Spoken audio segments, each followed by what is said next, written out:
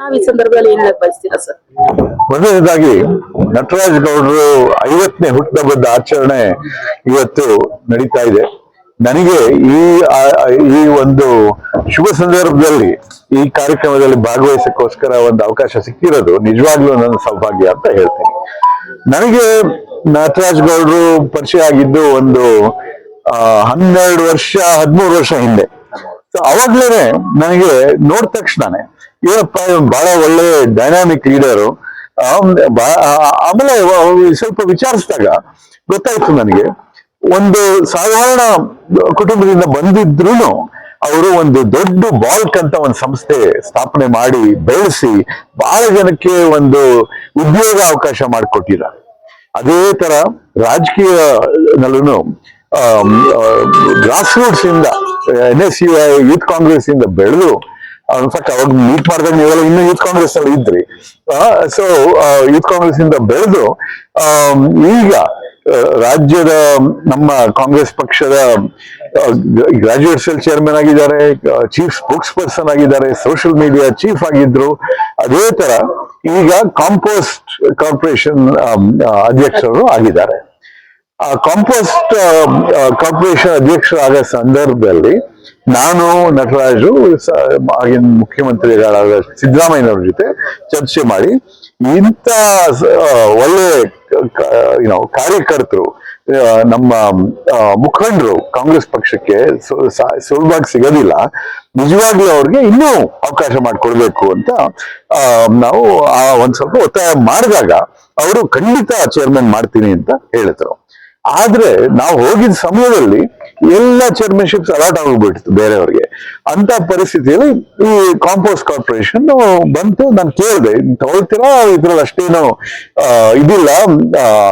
ಅವಾಗ ನಟರಾಜ್ ಹೇಳಿದ್ರು, ನೋಡಿ ಯಾವ್ದಾದ್ರು ಸಿಗ್ಲಿ, ನಮ್ಗೆ ಕೈಗೆ ಬಂದ ಮೇಲೆ ನಾವು ನಮ್ಮ ಸಾಮರ್ಥ್ಯ ತೋರಿಸ್ತೀವಿ. ಅದು ತೋರಿಸಿದಾರೆ. ಆದ್ರೆ ಆ ಒಂದು ಕಾರ್ಪೊರೇಷನ್ ನಲ್ಲಿ ಫಂಡ್ಸ್ ಏನ್ ಜಾಸ್ತಿ ಇಳಿದಿದ್ರು ವಾಲಂಟಿಯರ್ ಆಗಿ ಬೇರೆ ಬೇರೆ ಕಾಲೇಜ್ಗಳು, ಬೇರೆ ಬೇರೆ ಸಂಸ್ಥೆಗಳು CSR ಫಂಡ್ಸ್ ನ ರೇಸ್ ಮಾಡಿ ಎಲ್ಲರ ಸಹಕಾರದಿಂದ ನಮ್ಮ ಬೆಂಗಳೂರಿನಲ್ಲಿ ಏನು ಒಂದು ಕಸದ ಒಂದು ತೊಂದರೆ ಇದೆ, ಅದನ್ನ ಕಸ ಮುಕ್ತ ಬೆಂಗಳೂರು ಮಾಡಬೇಕು ಅಂತ ಆ ಒಂದು ಕಾರ್ಯಕ್ರಮ ಒಂದು ಶುರು ಮಾಡಿ, ಅದು ಈ ಕಾಂಪೋಸ್ಟ್ ಅಂತಂದ್ರೆ ಗೊಬ್ಬರ, ವೆಟ್ ವೇಸ್ಟ್ ನ ಗೊಬ್ಬರ ಮಾಡಿ ನಮ್ಮ ರೈತರಿಗೆ ಉಪಯೋಗ ಮಾಡಿಸಂತ ಒಂದು ವ್ಯವಸ್ಥೆ. ಸೊ ಅವಕ್ಕೆಲ್ಲ ರೆಡಿ ಮಾಡಿದ್ದಾರೆ. ನಿನ್ನೆ ಸಾಯಂಕಾಲ ನನಗೆ ಕೋರಮಂಗಲ 3rd ಬ್ಲಾಕ್ ನ ಒಂದು ಗ್ರೂಪ್ ಇದೆ, ಅವರು ಇದೇ ನಡೆಸ್ತಾರೆ. ಸೊ ಅದಕ್ಕೆ ನಾನು ಹೇಳಿದೆ, ನೋಡಿ ನಮ್ಮ ನಟರಾಜ್ ಗೌಡ್ರು ಇದ್ದಾರೆ, ಅವ್ರ ಜೊತೆ ಒಂದು ಮೀಟಿಂಗ್ ಮಾಡಿಸ್ತೀನಿ, ನೀವು ಇದೇ ತರ ಸಿಟಿಸನ್ ಮೂವ್ಮೆಂಟ್ ಮಾಡಬೇಡ ಬೆಂಗಳೂರು ಸಿಟಿನಲ್ಲಿ, ಆತರ ಮಾಡ್ಬೇಕು ಅಂತ. ಅದನ್ನ ಬೇರೆಯವ್ರ ಜೊತೆ ನಾನು ಈ ತರ ಯೋಚನೆ ಮಾಡಕ್ಕೂ ಹೋಗೋದಿಲ್ಲ.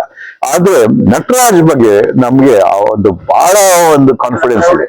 ಏಕೆ ಅಂತಂದ್ರೆ ಅವರು ಸುಮ್ಮನೆ ಈ ತರ ನಮ್ಮ ಮಾಜಿ ಶಾಸಕರು, ಮಾಜಿ ಸಂಸದರು ಶಿವರಾಮೇಗೌಡರು ಬಂದಿದ್ದಾರೆ, ಅವ್ರಿಗೂ ನಾನು ಸ್ವಾಗತ ಬಯಸ್ತೀನಿ.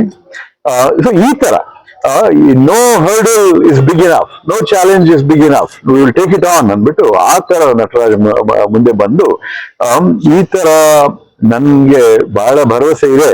ಏನು ಅಂತಂದ್ರೆ ಅವರು ಈ ಒಂದು ಹುದ್ದೆನಲ್ಲಿ ಬಹಳ ಬದಲಾವಣೆ ತರ್ತಾರೆ ಬೆಂಗಳೂರಿನಲ್ಲಿ ಅಂತ ನಾನು. ಯಾವುದೇ ಒಂದು ಹುದ್ದೆ ಕೊಟ್ಟರು ನಿಭಾಯಿಸ್ತಾರೆ.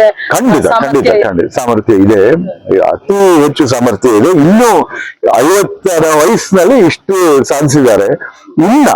ಇನ್ನು ಮುಂದೆ ನಾವು ಶುಕ್ರದೋಷ ಅಂತೀವಲ್ಲ, ಆ ತರ ಆಗ್ಲಿ, ಒಳ್ಳೆ ಒಳ್ಳೆ ರಾಜಯೋಗ ಸಿಗಲಿ, ಬೇರೆ ಬೇರೆ ರೀತಿಯಲ್ಲಿ ನಮ್ಮ ರಾಜ್ಯಕ್ಕೆ, ನಮ್ಮ ದೇಶಕ್ಕೆ ನಿಮ್ಮ ಮೂಲಕ ಒಳ್ಳೆ ಕೊಡುಗೆ ಕೊಡುವಂತ ಒಂದು ಅವಕಾಶ ಸಿಗ್ಲಿ ಅಂತ ನಾನು ದೇವರಲ್ಲಿ ಪ್ರಾರ್ಥಿಸ್ತೇನೆ.